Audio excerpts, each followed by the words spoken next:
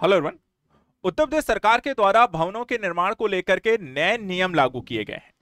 यदि आप भी अपने सपनों का घर बनाना चाहते हैं और अगर आप उत्तर प्रदेश के रहने वाले हैं तो सबसे पहले आप इन नियमों को अच्छे से समझ लीजिए।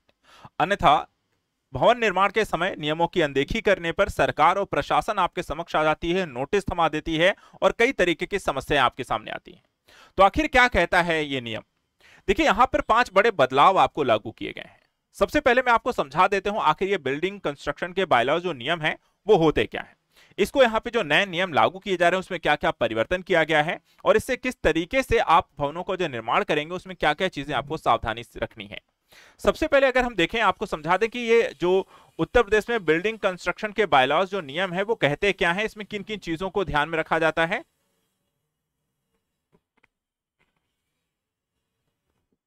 देखिए, किसी भी राज्य या शहर में वहां के लोकल एडमिनिस्ट्रेशन की तरफ से कंस्ट्रक्शन को लेकर के बनाए गए एक नियम होते हैं, यानी कि भवनों का निर्माण करना कैसे है ये हर राज्य और सरकार अपनी तरीके से बनाती है। इसमें नगर निगम और किसी जगह की डेवलपमेंट जो अथॉरिटी होती है वो अपने नियंत्रण वाले एरिया में किसी भी तरीके के कंस्ट्रक्शन को लेकर के नियमों का निर्माण करेगी। जैसे कि आपको नगर निगम हो गए, ठीक है, आप गोरखपुर का हो गया, प्रयागराज हो गया, या लखनऊ का हो गया, कानपुर का हो गया, तो वहां पे कहते हैं कि जो नगर निगम डिसाइड करेगा कि पर्टिकुलर इस एरिया में अगर आप रहते हैं और यहाँ पर आपको कोई भवन बनाना है तो ये हमारे रूल्स रेगुलेशन, आपको इसको यहाँ पर लागू करना होगा और उसी के अनुरूप यहाँ पर कंस्ट्रक्शन करना होगा। इन सभी नियमों को ही हम क्या कह देते हैं? बिल्डिंग कंस्ट्रक्शन बायलॉज नियम। राज्यों और स्थानीय प्रशासन की ये नियम ministry of urban development affairs के बिल्डिंग कंस्ट्रक्शन को लेकर के बनाई गई नीतियों के तहत ही यहां पर आते हैं। इसे ही कहा जाता है बिल्डिंग कंस्ट्रक्शन। बात करें यूपी के बारे में, तो यूपी में देखा जाए तो जो नियम है वो आज के नहीं है, 2008 में, इससे पहले भी यहां पर यह नियम बनाया गया था, लेकिन क्योंकि काफी समय हो गया है इसलिए यहां पर इसमें परिवर्तन किया गया। अब Uttar Pradesh building construction and development bylaws 2025 को यहां पे ड्राफ्ट तैयार किया गया है और सरकार के द्वारा पब्लिक से लिए गए सुझावों के आधार पर इसे 2008 में बनाए गए बायलॉज नियम की जगह इसे लागू किया जा रहा है। यानी कि करीब 16 साल बाद राज्य में कंस्ट्रक्शन को लेकर के नए नियम बदलाव हो रहे हैं और अगर लोगों की तरफ से इस नए ड्राफ्ट के नियमों को लेकर कोई बड़ी आपत्ति नहीं आती है तो ये पूरे राज्य में इसे लागू कर दिया जाएगा। अब यहां पे हम बात कर लेते हैं कि कौन कौन से बड़े बदलाव किए गए हैं।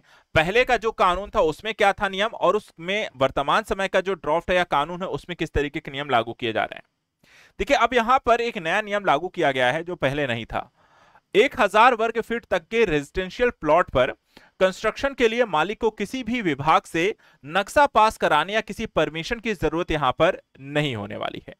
उस जमीन के रजिस्ट्रेशन को ही निर्माण की अनुमति मानी जाएगी और साथ ही कमर्शियल बिल्डिंग में यह नियम या छूट 300 वर्ग फीट तक की जमीन के लिए है। इससे पहले के अगर हम नियम में देखें तो पुराने जो नियम था उसके मुताबिक जमीन के रजिस्ट्रेशन के बाद उस पर निर्माण के लिए लोकल एडमिनिस्ट्रेशन से नक्शा पास कराना जरूरी होता था। उसमें इस तरीके के 1000 फीट इत्यादि को लेकर के किसी भी तरीके का छूट यहां पर नहीं दी गई थी। इसके बाद नए बिल्डिंग के बायलॉज नियम में एक और परिवर्तन जो किया गया है कि इस तरह की किसी भी बिल्डिंग में जो 1000 वर्ग फीट वाली है, रेजिडेंशियल कमर्शियल बिल्डिंग के रिकंस्ट्रक्शन और रेनोवेशन के लिए भी अब अलग से आपको परमिशन लेने की जरूरत नहीं होगी। जो कि पहले अगर हम देखें, जो पहले का नियम था उसमें लोकल एडमिनिस्ट्रेशन से अगर आपको रिनोवेशन करना है, रिकंस्ट्रक्शन करना होता था तो उसके लिए यहां पर आपको अनुमति भी लेनी पड़ती थी। तो इसमें भी यहां पर आपको रिलैक्सेशन दिया गया है।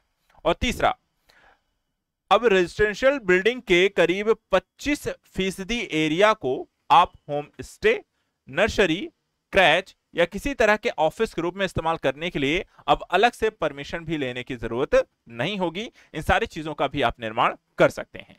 जबकि अगर आपको ये सारी चीजें पहले जो नियम था उसके अनुरूप अगर हम देखा जाए, इन सारी चीजों के लिए आपको क्या करना होता था? पहले परमिशन लो, तब आप यहां पर बिल्डिंग में इस तरह की चीजों को बना सकते हैं। इसके अलावा 5000 वर्ग फीट की बात करें, 1000 वर्ग फीट की तो हमने बात कर ली, 5000 वर्ग फीट के रेजिडेंशियल और 2000 वर्ग फीट तक कमर्शियल बिल्डिंग के ऑनलाइन नक्शा अभी भी यहां पे पास कराना जरूरी है। किसी भी तरह की जमीन पे कंस्ट्रक्शन के लिए पहले जो नियम था तो यहां पर 1000 भी था, 2000 भी था, 5000 भी था। तो अभी भी देखा जाए तो ज्यादा बड़े प्लॉट हैं, ज्यादा बड़े यहां पर एरिया है, करीब 2000 5000, तब यहां पर आपको उसका नक्शा अभी भी आपको पास कराना होगा।